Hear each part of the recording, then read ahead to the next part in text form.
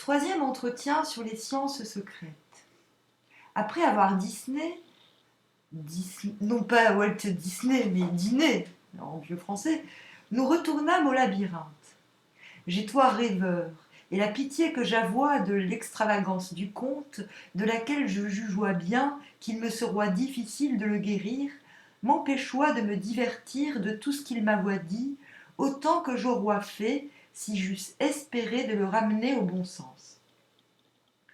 Je cherchois dans l'Antiquité quelque chose à lui opposer, où il ne peut répondre, car de lui alléguer les sentiments de l'Église, il m'avoit déclaré qu'il ne s'en tenoit qu'à l'ancienne religion de ses pères les philosophes, et de vouloir convaincre un kabbaliste par raison, l'entreprise estoit de longue haleine.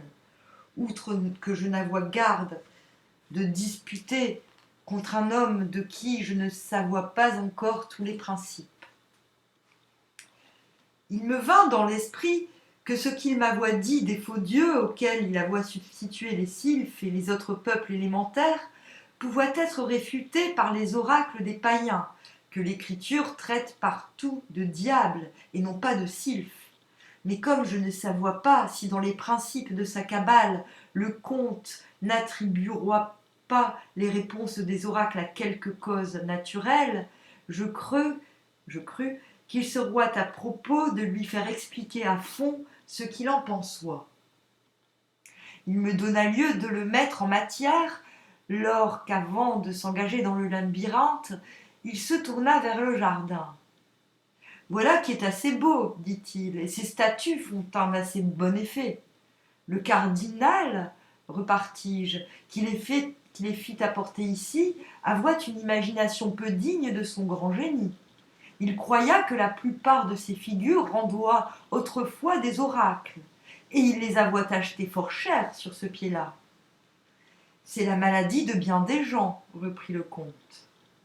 L'ignorance fait commettre tous les jours une manière d'idolâtrie très criminelle, puisque l'on conserve avec tant de soin et contient si précieux les idoles dont on croit que le diable s'est autrefois servi pour se faire adorer. Ô Dieu, ne saura-t-on jamais dans le monde que vous avez dès la naissance des siècles précipité vos ennemis dans l'escabelle de vos pieds, et que vous tenez les démons prisonniers sous la terre dans le tourbillon de ténèbres.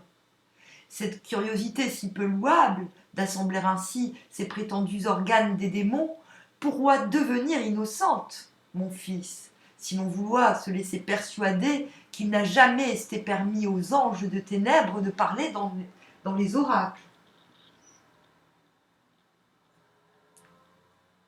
Je ne crois pas, interrompis-je, qu'il fût aisé d'établir cela parmi les curieux, mais il le sera peut-être parmi les esprits forts, car il n'y a pas longtemps qu'il a été décidé dans une conférence faite exprès sur cette matière par des esprits du premier ordre, que tous ces prétendus oracles n'est soit qu'une supercherie de l'avarice des prestres gentils ou qu'un artifice de la politique des souverains.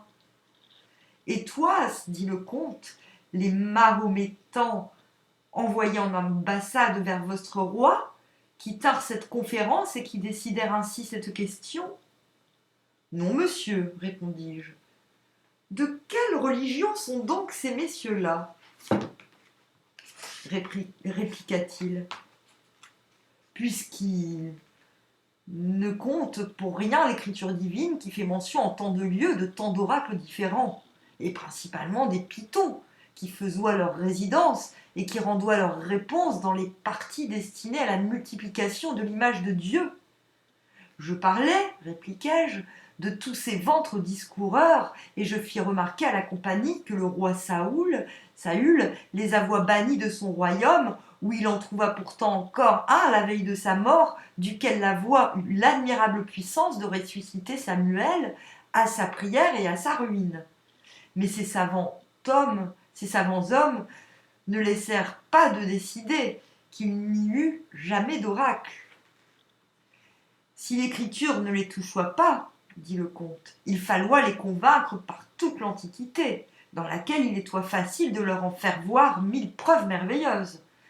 tant de vierges enceintes de la destinée des mortels, lesquelles enfantoient les bonnes ou les mauvaises aventures de ceux qui les consultoient. Que n'alléguiez-vous Chrysostome, Origène et Eucuménius, qui font mention de ces hommes divins que les Grecs nommoient Angastrimandrès, de qui le ventre prophétique articuloit des oracles si fameux.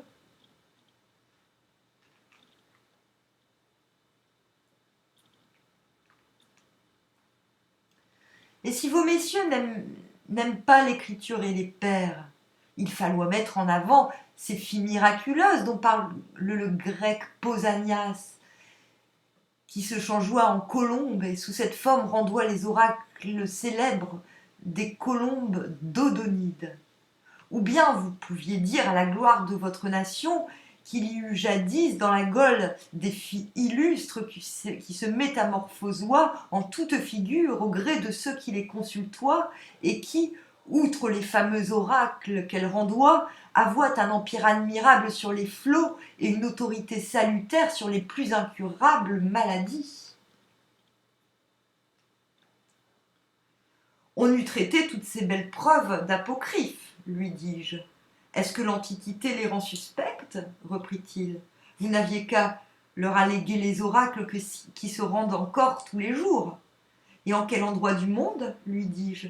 À Paris, répliqua-t-il. À Paris ? M'écriai-je. Oui, à Paris, continua-t-il. Vous êtes maître en Israël et vous ne savez pas cela. Ne consulte-t-on pas tous les jours les oracles aquatiques dans les vers d'eau ou dans des bassins, et les oracles aériens dans des miroirs et sur la main des vierges ? Ne recouvre-t-on pas ainsi des chapelets perdus et des montres dérobées ? N'apprend-on pas ainsi des nouvelles des pays lointains et ne voit-on pas les absents ? Eh monsieur, que me contez-vous là ? Lui dis-je. Je vous raconte, reprit-il, ce que je suis sûr, qui arrive tous les jours, et dont il ne sera pas difficile de trouver 1000 témoins oculaires. Je ne crois pas cela, monsieur, repartis-je.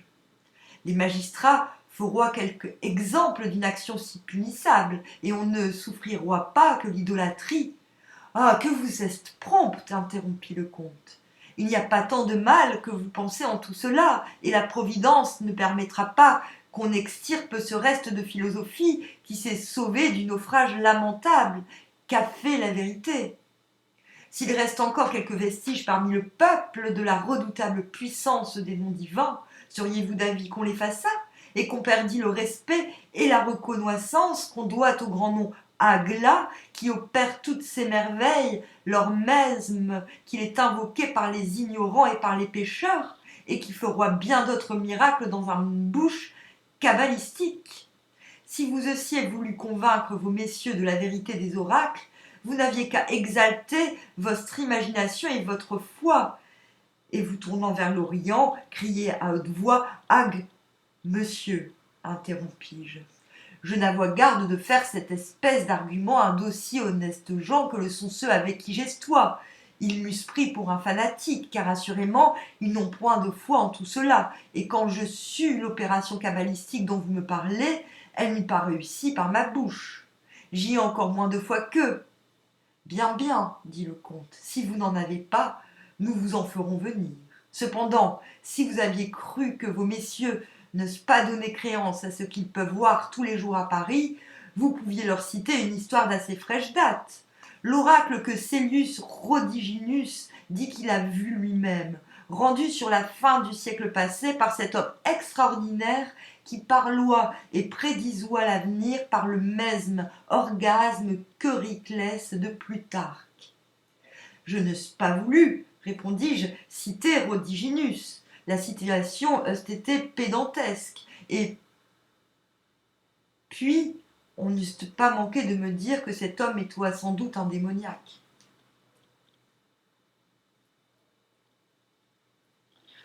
On eût dit cela très monacalement, reprit-il. Monsieur, interrompis-je, malgré l'aversion cabalistique que je vois que vous avez pour les moines, je ne puis que je ne sois pour eux en cette rencontre. Je crois qu'il n'y aura pas tant de mal à nier tout à fait qu'il y ait jamais eu d'oracle que de dire que ce n'est toi pas le démon qui parloit en eux.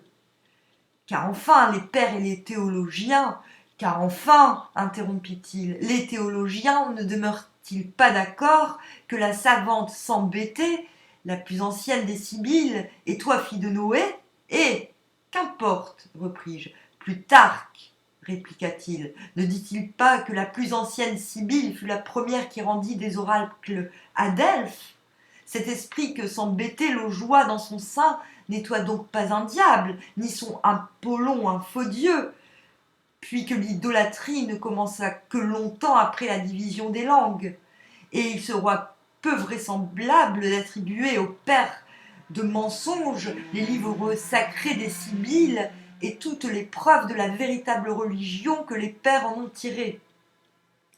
Et puis, mon enfant, continua-t-il en riant, il ne vous appartient pas de rompre le mariage qu'un grand cardinal a fait de David et de la Sibylle, ni d'accuser ce savant personnage d'avoir mis en parallèle un grand prophète et une malheureuse énergumène. Car ou David fortifie le témoignage de la Sibylle, ou la Sibylle affaiblit l'autorité de David. Je vous prie, monsieur, interrompis-je, reprenez votre sérieux. Je le veux bien, dit-il, à condition que vous ne m'accuserez pas de l'être trop. Le démon, à votre avis, est-il jamais divisé de lui-même? Et est-il quelquefois contre ses intérêts? Pourquoi non? Lui dis-je. Pourquoi non? dit-il. Parce que celui que Tertullien si heureusement et si magnifiquement appelé la raison de Dieu ne le trouve pas à propos. Satan n'est jamais divisé de lui-même. Il s'ensuit donc ou que le démon n'a jamais parlé dans les oracles, ou qu'il n'y a jamais parlé contre ses intérêts. Il s'ensuit donc que si les oracles ont parlé contre les intérêts du démon, ce n'est toi pas le démon qui parloit dans les oracles. Mais Dieu n'a-t-il pas pu forcer le démon, lui dis-je, de rendre témoignage à la vérité et de parler contre lui-même? Mais, reprit-il, si Dieu ne l'y a pas forcé. Ah, en ce cas, répliquai-je, vous aurez plus de raison que les moines. Voyons-le, poursuivit-il, et pour procéder invinciblement et de bonne foi, je ne veux pas amener les témoignages des oracles que les pères de l'Église rapportent, quoique je sois persuadé de la vénération que vous avez pour ces grands hommes. Leur religion et l'intérêt qu'ils avoient à la faire pourroient les avoir prévenus, et leur amour pour la vérité pourroit avoir fait que la voyant assez pauvre et assez nue dans leur siècle, ils auront à emprunter pour la parer quelque habit et quelque ornement du mensonge mesme. Ils étoient hommes, et ils peuvent par conséquent, suivant la maxime du poète de la synagogue, avoir resté témoins infidèles. Je vas donc prendre un homme qui ne peut être suspect en cette cause, païen, et païen d'autre espèce que Lucrèce, ou Lucien, ou les épicuriens, un païen infatué qu'il est des dieux et des démons sans nombre, superstitieux outre mesure, grand magicien, ou, soi-disant tel, et par conséquent, grand partisan des diables, c'est Porphyre. Voici mot pour mot quelques oracles qu'il rapporte.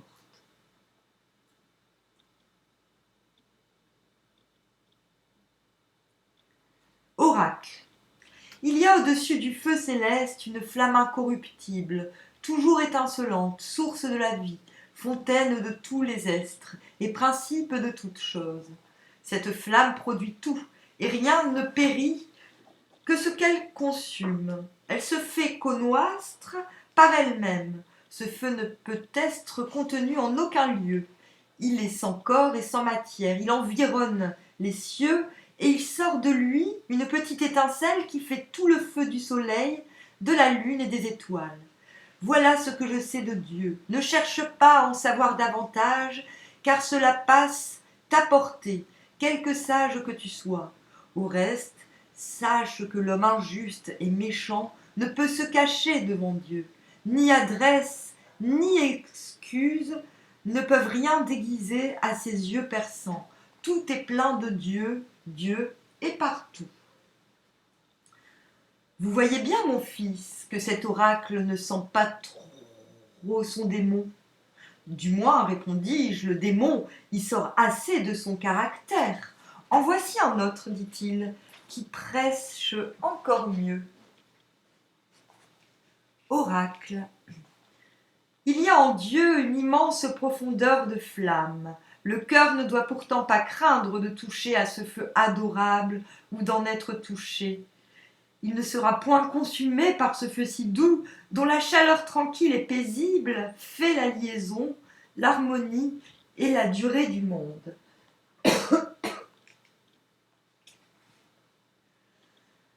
Rien ne subsiste que par ce feu qui est Dieu même. Personne ne l'a engendré, il est sans mère, il sait tout, et on ne lui peut rien apprendre. Il est inébranlable dans ses desseins, et son nom est ineffable. Voilà ce que c'est que Dieu, car pour nous qui sommes ses messagers, nous ne sommes qu'une petite partie de Dieu. Eh bien, que dites-vous de celui-là ? Je dirai de tous les deux, répliquai-je, que Dieu peut forcer le père du mensonge à rendre témoignage à la vérité. En voici un autre, reprit le comte, qui va vous lever ce scrupule. Oracle. Hélas, trépied, pleurez, faites oraison funèbre de votre Apollon. Il est mortel et il va mourir, il s'esteint, parce que la lumière de la flamme céleste le fait éteindre. Vous voyez bien, mon enfant, que qui que ce puisse être qui parle dans ces oracles et qui explique si bien aux païens l'essence, l'unité, l'immensité, l'éternité de Dieu, il avoue qu'il est mortel et qu'il n'est qu'une étincelle de Dieu. Ce n'est donc pas le démon qui parle, puisqu'il est immortel et que Dieu ne le forcera pas à dire qu'il ne l'est point. Il est à rester que Satan ne se divise point contre lui-même. Est-ce le moyen de se faire adorer que de dire qu'il n'y a qu'un Dieu ? Il dit qu'il est mortel. Depuis quand le diable est-il si humble que de s'oster même ses qualités naturelles ? Vous voyez donc, mon fils, que si le principe de celui qui s'appelle par excellence le Dieu des sciences subsiste, ce ne peut être le démon qui a parlé dans les oracles.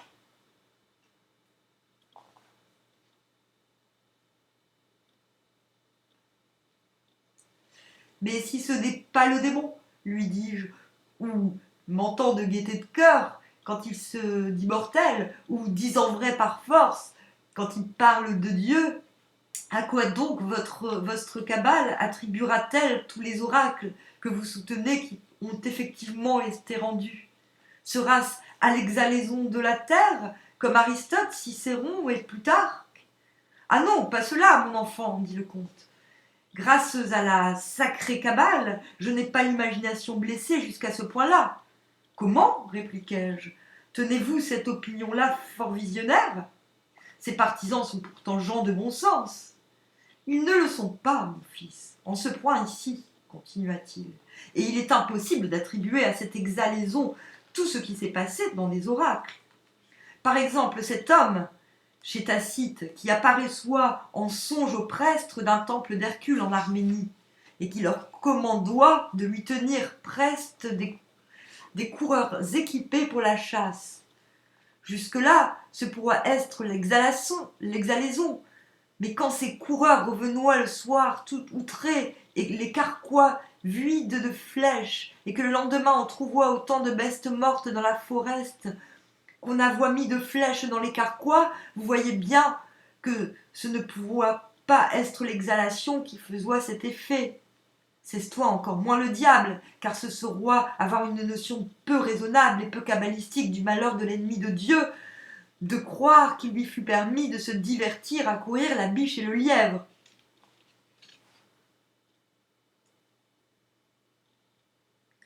À quoi donc la sacrée cabale, lui dis-je, attribue-t-elle tout cela ?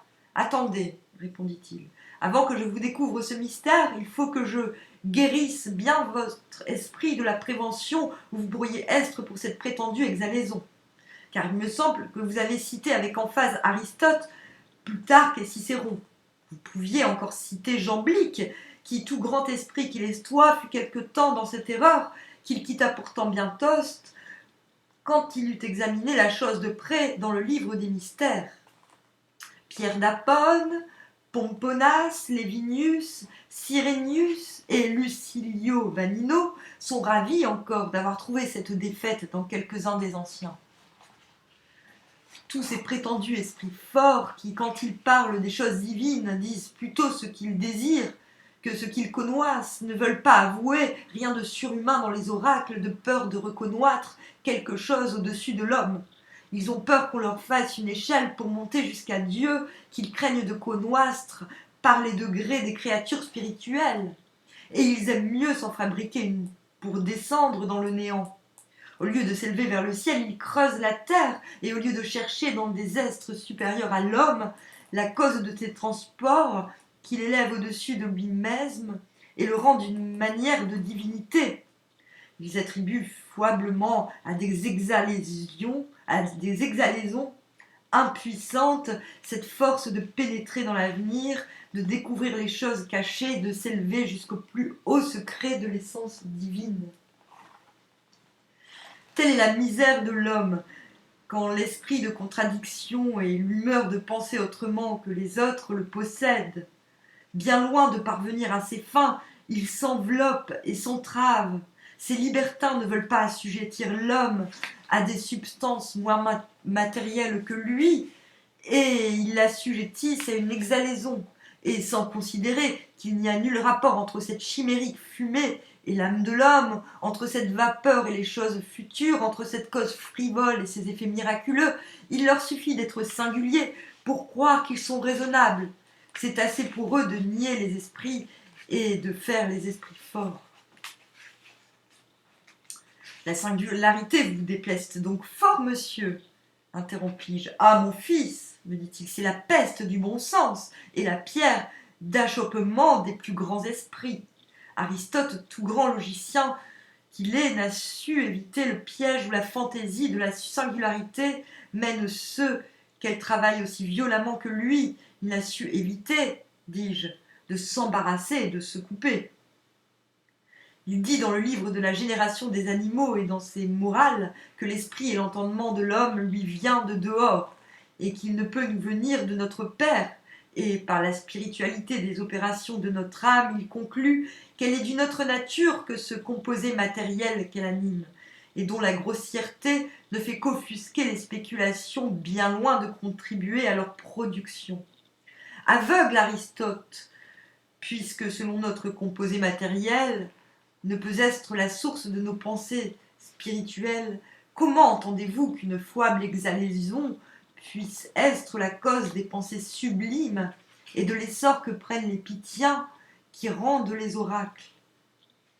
Vous voyez bien, mon enfant, que cet esprit fort se coupe et que sa singularité le fait égarer. Vous raisonnez fort juste, monsieur, lui dis-je ravi de voir en effet qu'il parloit de fort bon sens et espérant que sa folie ne soit pas un mal incurable. Dieu veuille que... Plutarque, si solide d'ailleurs, continua-t-il en m'interrompant, fait pitié dans son dialogue. Pourquoi les oracles ont cessé? Il se fait objecter des choses convaincantes qu'il ne résout point.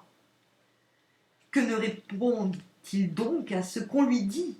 Que si c'est l'exhalaison qui fait ce transport, tous ceux qui approchent du trépied fatidique, ce roi saisi de l'enthousiasme, et non pas une seule fille, encore faut-il qu'elle soit vierge. Mais comment cette vapeur peut-elle articuler des voix par le ventre? De plus, cette exhalaison est une cause naturelle et nécessaire, qui doit faire son effet régulièrement et toujours. Pourquoi cette fille n'est-elle agitée que quand on la consulte? Et ce qui presse le plus, pourquoi la terre a-t-elle cessé de pousser ainsi des vapeurs divines? Est-elle moins terre qu'elle n'estoit? Reçoit-elle d'autres influences? A-t-elle d'autres mers et d'autres fleuves? Qui a donc ainsi bouché ses pores ou changé sa nature? Je fais une petite pause pour vous parler de l'exhalaison, des exhalaisons. Parce qu'en fait, l'oracle dont il parle, là ils sont en train de se disputer un peu sur les oracles. Alors, je vais vous rappeler la Pythie de Delphes. il y avait donc la pitié était sur un trépied, mais il y avait donc Delphes est située sur une montagne. Et à cet endroit, il y avait une crevasse de laquelle sortaient des exhalaisons, des vapeurs. Et ces vapeurs aidaient la Pythie à commettre son oracle. Donc là, ils s'engueulent, plus ou moins, pour savoir si... Donc certains, depuis longtemps, depuis l'Antiquité, tergiversent sur le fait que ce sont les exhalaisons et non pas la Pythie qui sont cause de l'oracle, que ce sont les vapeurs qui donnent l'avenir. Et l'un objecte, bah oui, mais bon, dans ce cas-là, pourquoi n'importe qui ne peut... Pourquoi il faut que ce soit une vierge et pourquoi n'importe qui... Si c'était vraiment les exhalaisons qui disaient l'avenir, on pourrait mettre n'importe qui et ça marcherait sur n'importe qui. Enfin bon, bref, voilà. Et c'était important quand même de faire ce petit...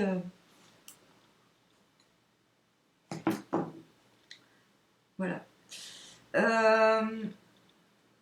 J'admire Pomponas, Lucile et les autres libertins d'avoir pris l'idée de Plutarque et d'avoir abandonné la manière dont il s'explique.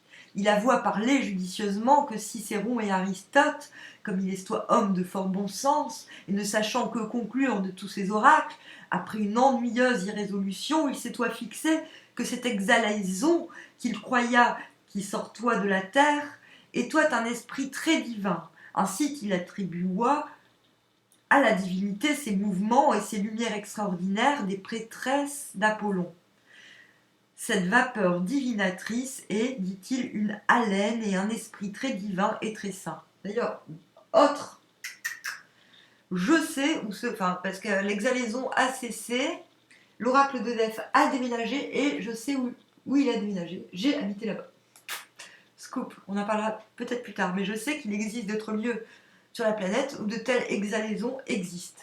Voilà, en tout cas. Voilà.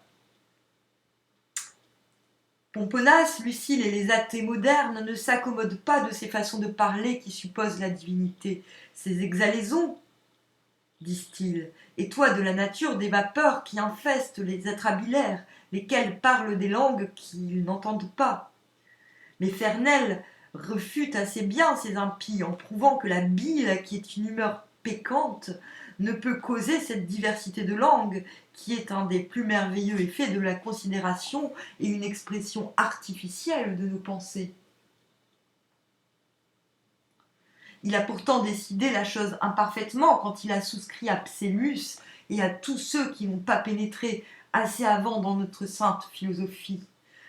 Ne sachant où prendre les causes de ces effets si surprenants, il a fait comme les femmes et les moines et les a attribués aux démons. À qui donc faudra-t-il les attribuer, lui dis-je. Il y a longtemps que j'attends ce secret cabalistique.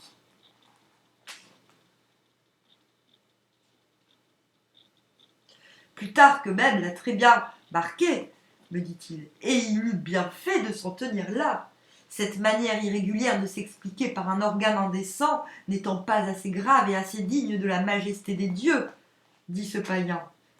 Et ce que les oracles d'Isois surpassant aussi les forces de l'âme de l'homme, ceux-là qui ont rendu un grand service à la philosophie, qui ont établi des créatures mortelles entre les dieux et l'homme, auxquels on peut rapporter tout ce qui surpasse la faiblesse humaine et qui n'approche pas de la grandeur divine.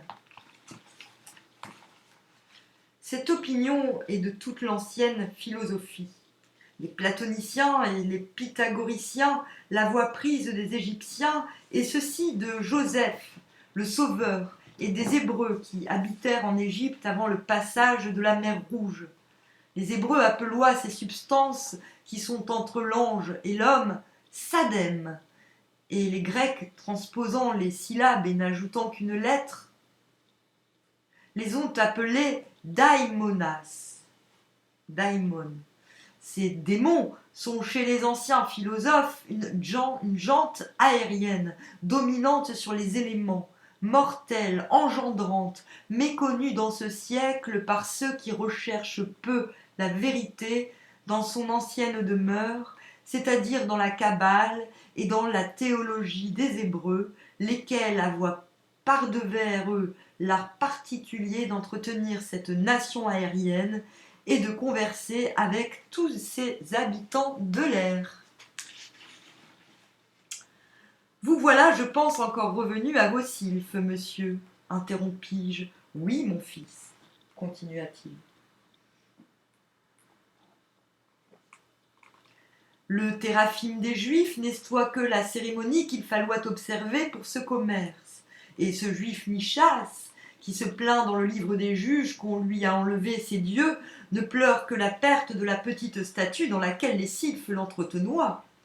Les dieux que Rachel déroba à son père, et toi encore un téraphim. Michas ni Laban ne sont pas repris d'idolâtrie, et Jacob n'eut-tu garde de vivre 14 ans avec un idolâtre, ni d'en épouser la fille. Ce n'est toi qu'un commerce de sylphes, et nous savons par tradition que la synagogue tenoit ce commerce permis, et que l'idole de la femme de David n'est-ce toi que le téraphim à la faveur duquel elle entretenoit les peuples élémentaires. Car vous jugez bien que le prophète du cœur de Dieu n'eût pas souffert l'idolâtrie dans sa maison. Ces nations élémentaires, tant que Dieu négligea le salut du monde en punition du premier péché, prenoient plaisir à expliquer aux hommes dans les oracles ce qu'elles savoient de Dieu, à leur montrer à vivre moralement, à leur donner des conseils très sages et très utiles, tels qu'on en voit grand nombre chez Plutarque et dans tous les historiens. Dès que Dieu prit pitié du monde et voulut devenir lui-même son docteur, ses petits maîtres se retirent. De là vint le silence des oracles. Il résulte donc de tout votre discours, monsieur, repartis-je, qu'il y a eu assurément des oracles, et que c'est toi les sylphes qui les rendoient, et qui les rendent mesmes tous les jours dans des verres ou dans des miroirs. Les sylphes ou les salamandres, les gnomes ou les ondins, reprit le comte. Si cela est, monsieur, répliquai-je, tous vos peuples élémentaires sont bien malhonnêtes gens. Pourquoi donc, dit-il. Et peut-on rien voir de plus fripon, poursuivis-je, que tous ces réponses à double sens qu'il donnoit toujours. Toujours, reprit-il. Ah, non pas toujours. Cette sylphide qui apparut à ce Romain en Asie et qui lui prédit qu'il reviendra un jour avec la dignité de proconsul, parloit-elle bien obscurément? Et Tacite ne dit-il pas que la chose arriva comme elle avoit été prédite? Cette inscription et ces statues fameuses dans l'histoire d'Espagne qui apprirent au malheureux roi Rodrigue que sa curiosité et son incontinence seraient punies par les hommes habillés et armés de même qu'elle l'estoit, et que ces hommes noirs s'empareront roi de l'Espagne et régneront longtemps. Tout cela pouvait-il être plus clair, et vainement ne le justifia-t-il pas l'année mesme? Les morts ne vinrent-ils pas détrôner ce roi efféminé? Vous en savez l'histoire. Et vous voyez bien que le diable, qui depuis le règne du Messie ne dispose pas des empires, n'a pas dû être auteur de cet oracle, et que ça estait assurément quelques grands kabbalistes qui l'avoient appris de quelques salamandres des plus savants. Car comme les salamandres aiment fort la chasteté, ils nous apprennent volontiers les malheurs qui doivent arriver au monde par le défaut de cette vertu. Mais monsieur, lui dis-je, trouvez-vous bien chaste et bien digne de la pudeur kabbalistique cet organe hétéroclite dont ils se servoient pour prêcher leur morale? Ah, pour cette fois, dit le comte en riant, vous avez l'imagination blessée, et vous ne voyez pas la raison physique qui fait que le salamandre enflammé se plaise naturellement dans les lieux les plus igniers et est attiré par... J'entends, interrompis-je. Ce n'est pas la peine de vous expliquer plus au long. Quant à l'obscurité de quelques oracles, poursuivit-il sérieusement, que vous appelez friponnerie, les ténèbres ne sont-elles pas l'habit ordinaire de la vérité? Dieu ne se plaise-t-il pas à se cacher de leur voile sombre, et l'oracle continuel qu'il a laissé à ses enfants, la divine écriture, n'est-elle pas enveloppée d'une adorable obscurité qui confond et fait égarer les superbes autant que sa lumière guide les humbles? Si vous n'avez que cette difficulté, mon fils, je ne vous conseille pas de différer d'entrer en commerce avec les peuples élémentaires. Vous les trouverez très honnêtes gens, savants, bienfaisants, craignant Dieu. Je suis d'avis que vous commenciez par les salamandres, car vous avez un Mars au haut du ciel dans votre figure, ce qui veut dire qu'il y a bien du feu dans toutes vos actions. Et pour le mariage, si je suis d'avis que vous preniez une sylphide, car vous serez plus heureux avec elle qu'avec les autres. Car vous avez Jupiter à la pointe de votre ascendant que Vénus regarde d'un sextile. Or Jupiter préside à l'air et au peuple de l'air.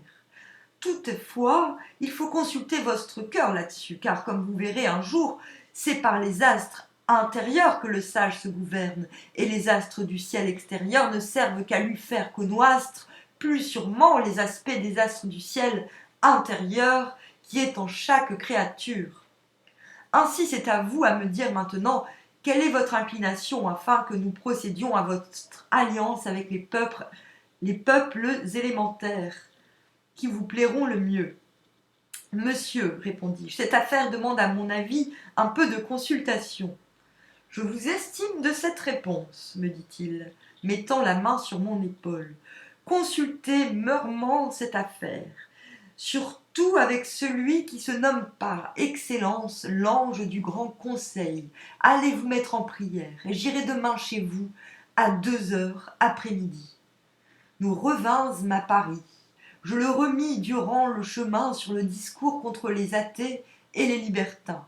Je n'ai jamais ouï si bien raisonner, ni dire des choses si hautes et si solides pour l'existence de Dieu et contre l'aveuglement de ceux qui passent leur vie sans se donner tout entier à un culte sérieux et continuel de celui de qui nous tenons et qui nous conserve notre être. J'étais surpris du caractère de cet homme, et je ne pouvais comprendre comme il pouvait être tout à la fois si fort, si faible, donc si faible, si admirable et si ridicule.